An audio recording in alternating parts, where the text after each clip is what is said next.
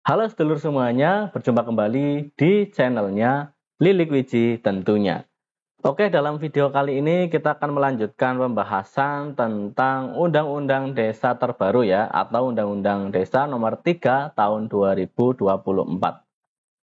Nah, dalam video sebelumnya kita sudah bahas ya, nomor 1 sampai dengan nomor 10. Sekarang kita akan lanjutkan nomor 11 sampai dengan nomor 20.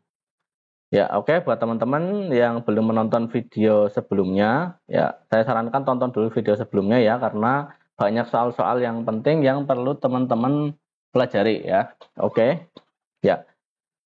Sekedar informasi ya buat teman-teman ya, meskipun sudah ada Undang-Undang Desa terbaru ya nomor 3 tahun 2024, tetapi di Undang-Undang terbaru ini isinya itu hanya pasal-pasal perubahan saja ya teman-teman. Jadi teman-teman harus tetap belajar di Undang-Undang Nomor 6 Tahun 2014. Nah, di situ memang banyak banget ya teman-teman. Jadi lebih banyak di Undang-Undang Nomor 6 daripada Undang-Undang Nomor 3 itu isinya. Ya, karena Nomor 3 ini isinya hanya pasal-pasal perubahannya saja. Gitu ya teman-teman. Oke, kita lanjutkan ya. Nomor 11 sampai dengan nomor 20 ya. Oke, next. Ya, sebelum kita lanjut teman-teman, sebelum kita lanjut ya, buat kalian yang mau order softfile lengkapnya, tentunya banyak ya, ada Undang-Undang Desa, Pancasila, Undang-Undang 45, Bahasa Indonesia ya.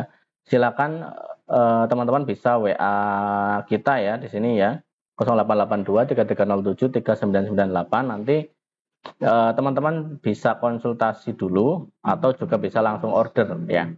Nah, nanti kita kasih tahu daftar isinya apa aja ya. Kalau mau order silakan konfirmasi.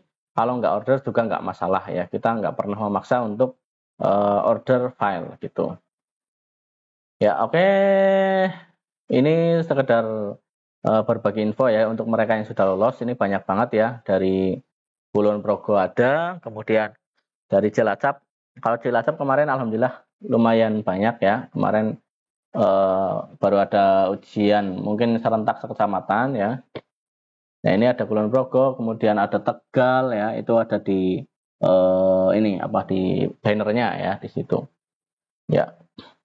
Oke, langsung kita lanjut saja ya nomor 11.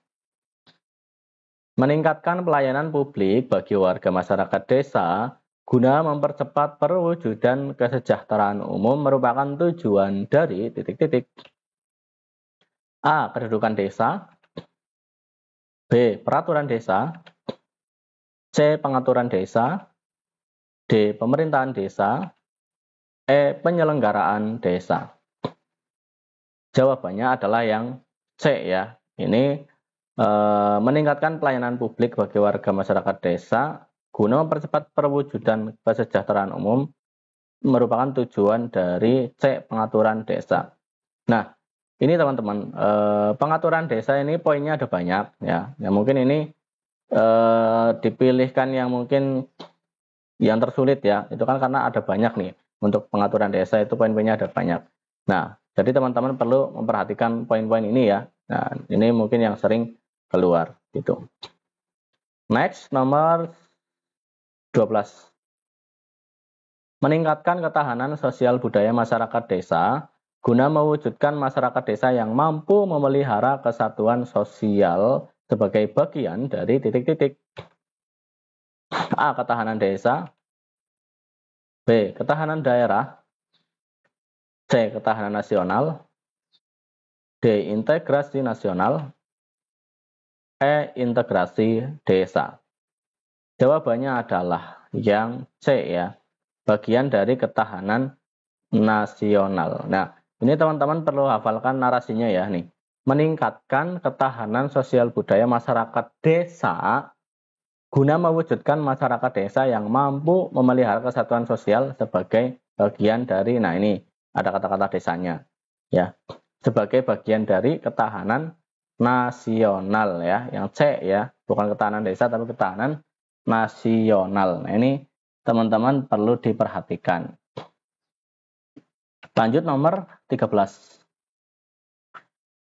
Memimpin penyelenggaraan pemerintahan desa, mewakili desa di dalam dan di luar pengadilan.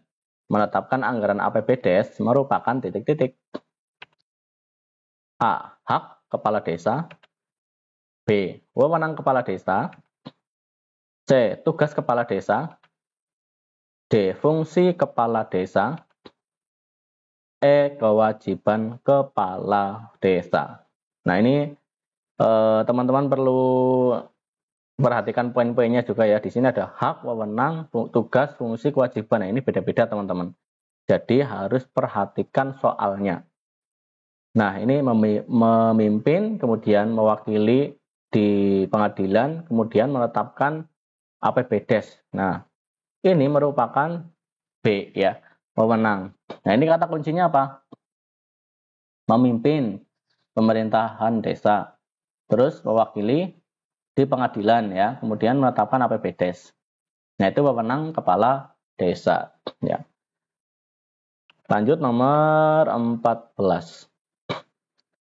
Kepala desa berwenang untuk mengusulkan pengangkatan dan pemberhentian perangkat desa kepada titik-titik. A. Camat. B. Bupati. C. DPRD kota. D. BPD. E. Gubernur. Jawabannya adalah yang B ya. Jadi kepala desa itu berwenang mengusulkan pengangkatan dan pemberhentian perangkat desa itu kepada bupati ya. Jadi kepada bupati, bukan ke camat tapi ke bupati. Next nomor 15. Mengusulkan SOTK atau susunan organisasi tata kerja pemerintahan desa ya, SOTK. Mengajukan rancangan dan menetapkan peraturan desa adalah titik-titik. A. Wewenang kepala desa. B. Tugas kepala desa. C. Fungsi kepala desa. D. Kewajiban kepala desa. E. Hak kepala desa. Jawabannya adalah yang E ya, hak kepala desa. Nah, di sini teman-teman perlu ditekankan ya, karena antara wewenang, tugas, kemudian kewajiban, ada hak. Nah, ini beda-beda ya. Jadi makanya saya tekankan ke teman-teman untuk bisa membedakan ya antara mana hak kepala desa, mana wewenang kepala desa, mana tugasnya ya. Nah, gitu. Jadi memang agak jerimet ya kalau bahasa sininya itu ya, agak membingungkan. Tapi ya seperti itulah ya tipe-tipe soalnya gitu. Jadi kita bisa terkecoh kalau kita tidak tahu poin-poinnya gitu. Nah, ini jawabannya yang E ya, hak kepala desa. Next, nomor 16. Kepala desa berhak mendapatkan tunjangan purna tugas sebanyak titik-titik di akhir masa jabatan sesuai kemampuan keuangan desa. A. 1 kali, B. 2 kali, C. 3 kali, D. 4 kali, E. 5 kali. Jawabannya adalah yang A ya, 1 kali. Ini ada di Undang-Undang Nomor 3 ya, tahun 2024 ya. Kepala desa itu berhak mendapatkan tunjangan purna tugas sebanyak 1 kali. Next, nomor 17. Nah, nih. Melaksanakan prinsip tata pemerintahan desa yang akuntabel, transparan, profesional, efektif dan efisien, bersih serta bebas dari korupsi, kolusi dan nepotisme merupakan titik-titik. A. Hak kepala desa. B. Wewenang kepala desa. C. Tujuan kepala desa. D. Kewajiban kepala desa. E. Tugas kepala desa. Nah, ini ya teman-teman. Untuk pilihan gandanya sama kayak soal sebelumnya. Tapi di sini beda-beda ya. Soalnya beda-beda gitu. Nah, ini jawabannya apa? Jawabannya adalah yang D, kewajiban ya. Tadi awal ada hak kepala desa ya, kemudian ada juga wewenang kepala desa.